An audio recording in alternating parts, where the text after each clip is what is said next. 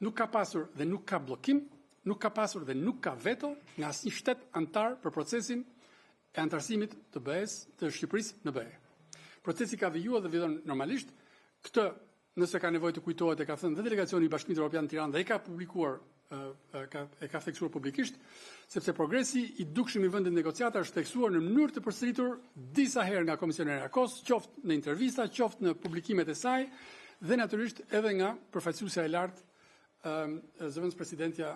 Kajas. Ajo që duhet të mbajmë parasysh është se ritmi i procesit, cili do qoftë ai, përcaktohet nga dy element, nga presidenca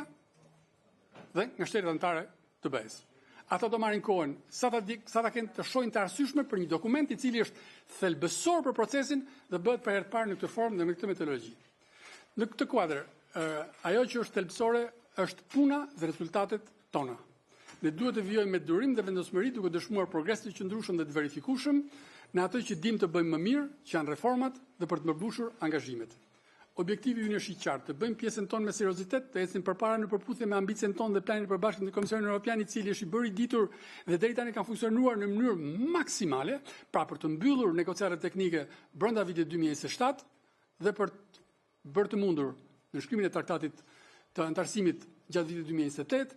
dhe për ta çuar Shqipërinë në Evropë në harkun në horizontin 2030. Në planin më të gjerë diplomatik do të them dy fjalë, sepse ky proces natyrisht nuk është i kufizuar vetëm në Bruksel, por kemi patur një angazhim të qartë dhe të mirë koordinuar përmes kontakteve të nivelit lart kudo ku ka qenë e mundur, qoftë në Bruksel, qoftë në kryeqytete apo kudo ku, siç ndodh rëndom tani në forume të ndryshme ku mblidhen vendet anëtare dhe jo anëtare edhe të tjera në një shtrirje më të gjerë. Takimet me përfaqësuesit e lartë të BE-s, shkëmbimet dypalëshe dhe aktivitetet ndërkombëtare kanë kontribuar në rritjen e mbështetjes politike.